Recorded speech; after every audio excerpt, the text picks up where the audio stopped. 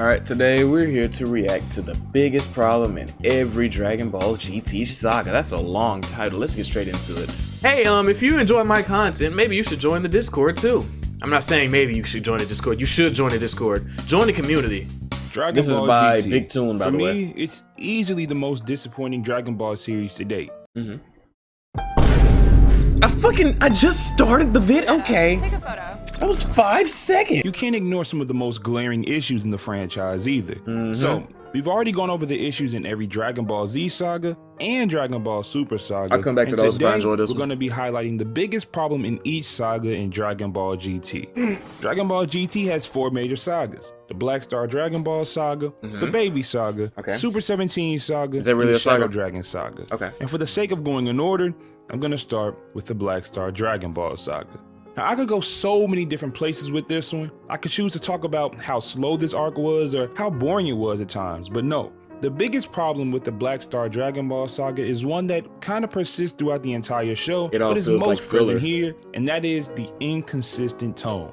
It disrupts any narrative cohesion that could have been built and emotional engagement, which I always say is the #1 way for me to be invested in the story. Emotional Dragon engagement, I Ball wasn't really GT invested in attempted Dragon to Ball GT, recapture and it the really adventurous sucks, spirit honestly. of the original Dragon Ball series by reverting Goku to his kid body and incorporating lighthearted and comedic elements. Which it kind of started with that at this first, I can was say often that. jarringly contrasted with moments of high-stakes drama and intense action. The shifts between these tones felt abrupt and disjointed, and that aided in my struggle to fully invest in the story. I can see The that. show's inability to strike a balance between its nostalgic nods to the past and the need to evolve the series' tone for a more mature audience left the saga feeling uneven and unfocused. Without a clear direction and tone, the saga lacked a strong narrative identity, making it challenging for the audience to discern the intended emotional journey, if there even was one. While the saga had potential in its premise, the failure to maintain a consistent tone rendered the saga less compelling and memorable, GT is like ultimately weakening a the lot of good foundation of the ideas series just as a whole. executed poorly. That's This why I hope inconsistency Daima in tone not only affected the succeeds. Black Star Dragon Ball saga, but because it was the start of the series, it also set a precedent for the challenges GT faced in establishing itself as a worthy successor to the beloved Dragon Ball Z, which honestly it never could be.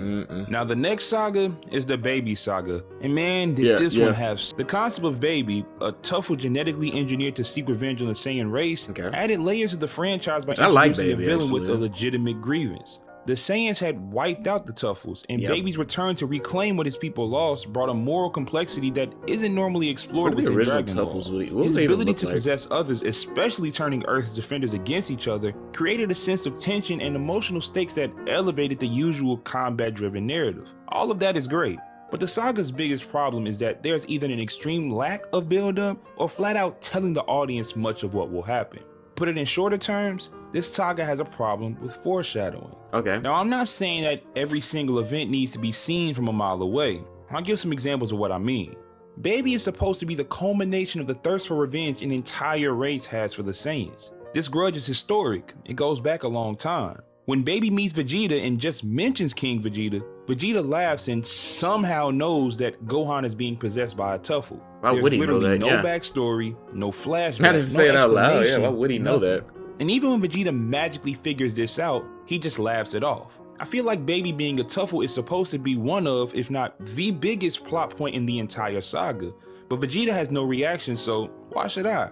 Go back to when Piccolo found out Cell's origin. Cell took his time to explain how he came to exist, and Piccolo's face showed just how surprising that information was. Look how shocked he is. This problem also exists with Super Saiyan 4. What you mean? In Goku's first real fight with Baby, he's severely outclassed. He almost dies actually. got But his Supreme ass beat. Kai saves him and takes him to the world of the Kais, where he and Elder Kai try to pull out Goku's tail. Now there had been zero foreshadowing for this, and there was no clear explanation as to how it would make him stronger, but this arc was heavily focused on the Saiyans and their history, so I guess it does fall in line with that. But my issue is that Elder Kai blatantly states that he knew what a Super Saiyan 4 was. Maybe Elder Kai did know what a Super Saiyan 4 was. Well, why would he He's been know around that? for I a mean- long time. But that information wouldn't the takes Super away Saiyan 4 from what exist should have before been a that? greater moment. We watched Goku turn into an ape, then have golden fur, but the entire time we knew Goku would end up being a Super Saiyan 4 because Elder Kai said so. Compare it to a moment like the reveal of Ultra Instinct, where the concept of the form was teased long before But its it was never, introduction, like, revealed but as the what it name, actually look, was. and Yeah. method of tapping into it were all unknown, so that made the reveal that much better. I feel You you. could even compare it to the OG Super Saiyan. No one knew what it looked like or exactly how to achieve it, but Vegeta kept name dropping it and Frieza had a reaction to it. So when Goku began to act in a way he never had, we knew something was coming. In the scope of GT, the Baby Saga does so many things well. Baby is easily the best villain, the saga has the best twist, Super Saiyan 4 is one of the best forms in the franchise. That and it the is. concept for the entire saga was interesting. However, I believe there were moments that could have been greatly enhanced if there was better foreshadowing. And then there's the Super 17 saga.